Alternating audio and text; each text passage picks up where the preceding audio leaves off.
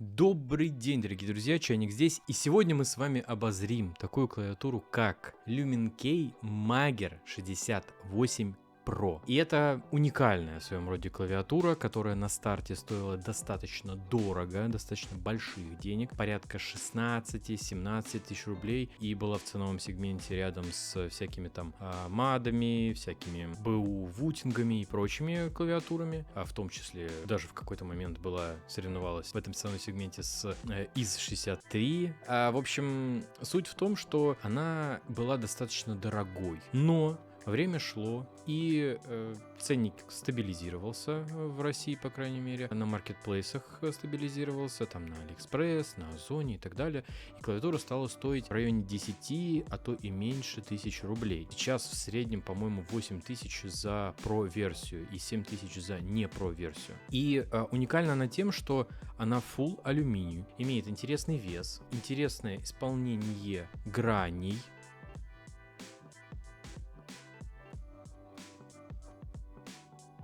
То есть тут интересный CNC, металлическую вставочку, хорошую шумку, хорошие кейкапы интересные, причем как бы часть из них полупрозрачные. Это тоже выглядит эффектно, интересно. Расцветки, в принципе, тоже прям огонь, на мой взгляд. И это все за такую низкую цену в данный момент. При этом еще и софт вполне себе удобоваримый, нормальный. И развивается, что самое главное. Недавно вышла даже веб-версия этого софта, которую я обозревал в своем телеграм-канале. Кстати, подпишитесь на мой телеграм-канал, потому что все тесты магниток и других девайсов в первую очередь появляются именно там. Также у нас есть там чатик на порядка 800-880 человек. Там я отвечаю вам всем, читаю все ваши комментарии и помогаю с подбором девайсов в том числе. Ну, а мы продолжаем.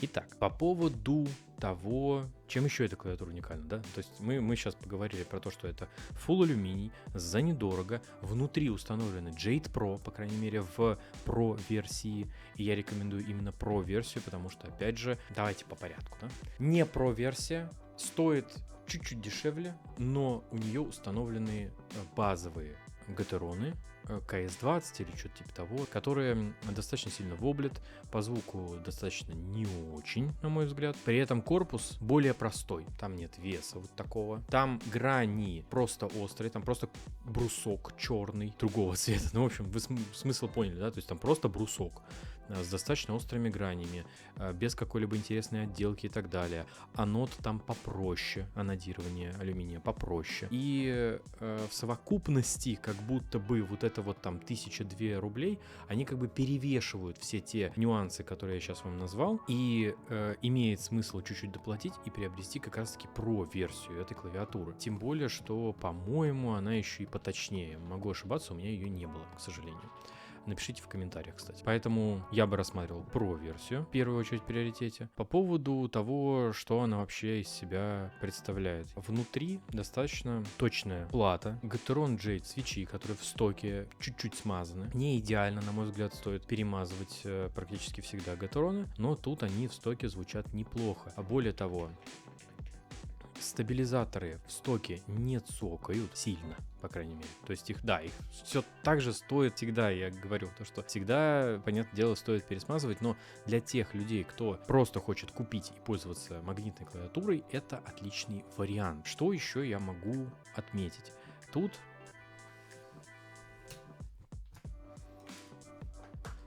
даблшот PBT кейкапы толщиной 1.5, 1.64, 1.47, 1.63. В общем, по всем граням больше 1.4. А это значит, что они, в принципе, в диапазоне GMK и DOMIKEY. Это оптимальная толщина кейкапов для того, чтобы не было никакого там дополнительного пустого звука, отзвука, резонанса и так далее. На мой взгляд, опять же, сугубо личный. Можете меня поправлять, опять же, в комментариях. По поводу свечей.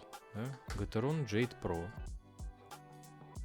Да, они уже уступают некоторым китайским аналогам. Да, они мне нравятся меньше, чем TTC Магнета и тем более Магнета Full POM. Но именно по кейфилу, да, по звуку, понятное дело, там массовому потребителю похуже будет. Тут поинтересней для массового потребителя.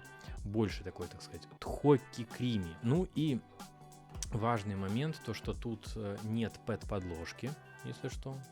И установлена установлена резиновая шумка. Простите меня, пожалуйста, я забыл. На дне парон тут резиновая шумка. Таким образом, звук тут достаточно плотный, сбитый и без всяких каких-то отзвуков, пустот и так далее, как бывает в ряде других клавиатур. Также тут северная ориентация диодов, но в отличие от некоторых других свечей, конкретно с этими свечами и с рядом других свечей и черри кейкапами, никакой интерференции, залипаний и так далее нет. То есть все прожимается хорошо. Что я могу еще сказать? Я потестил эту клавиатуру достаточно долго. Я пользовался не стоковыми кейкапами, потому что, мне хотелось там какого-то разнообразия, поэтому я менял на ней кейкапы на разные, вы могли наблюдать в моем телеграм-канале, опять же. То есть я ей прям пользовался. И за все время пользования чисто по работе магнитной функции у меня никаких проблем не было. Но важно отметить одну ключевую фичу, которую нужно включать в софте, а именно Bottom Optimization. В общем, смысл в том, что если эту фичу отключить и не выставлять достаточно точно мертвые зоны, то, скорее всего, у вас в нижней точке срабатывания из-за вобла Gateron Jade свечей могут быть ложные срабатывания обратного хода Rapid Trigger. Обратный ход Rapid Trigger — это буквально, когда, если клавиша у вас начинает идти вверх на определенное значение, которое выставлено у вас в софте, она перестает регистрировать свое нажатие. И наоборот, если вы нажимаете на какое-то выставленное вами значение Rapid Trigger, то клавиша вновь начинает регистрироваться. При этом не нужно ждать полного отпускания клавиши. Этим как бы магнитки и славятся. Тут были с этим проблемы, с регистрацией нажимания и отпускания в нижней части тревела свеча. Даже после калибровки такое могло наблюдаться. Поэтому я крайне вам рекомендую включать именно Bottom Optimization. Он, видимо, каким-то образом либо усиливает считывание магнитного поля, либо как-то автоматически подстраивает еще dead-зоны в зависимости от выставленных вами параметров Rapid Trigger. И это начинает работать нормально. Вот. А теперь переходим к софту. И про него я подробно сейчас вам расскажу. Я буду акцентировать свое внимание на веб-версии. Она не сильно отличается именно по функционалу от локальной версии, но имеет ряд особенностей и багов. И я, так сказать, в сравнении немножечко вам об этом сейчас расскажу. Давайте по порядку. Изначально у Магера не было веб-софта, был только локальный уемный софт, который работал достаточно криво. Но он со временем улучшался и становился стабильнее и стабильнее. Более того, недавно у Магера появился веб-софт, и он очень даже неплох. Как минимум, обновление прошивки в 2 клика — это уже на голову лучше iQnix из 63. Ну и давайте пойдем по порядку. Тут аж 4 профиля, которые можно настроить, и они запоминают в себя все настройки, включая магнитные функции, макросы, подсветку и все, что возможно, все слои и так далее. У каждого профиля по 4 слоя, включая основной. То есть тут есть 3 FN слоя, куда можно забинить вообще все, что угодно. И этого просто за глаза. Я не знаю, тут на каждый профиль можно фактически сделать по 2 слоя для винды и для Mac и переключаться между ними на лету еще дополнительно. Это имба, я считаю. Но есть и прикол, который стоит вам учитывать, что в этой клавиатуре переключение между профилями, сочетание клавиш для переключения между профилями зашито на подкорке, то есть поменять его нельзя. И фактически для того, чтобы поменять профиль на лету, вам нужно зажать FN, нажать правый Shift плюс циферку 1, 2, 3 или 4, собственно, по номеру профиля. И если бы я не подсмотрел в локальном софте эту подсказку, то я бы еще долго вспоминал, и, в веб-софте, к сожалению,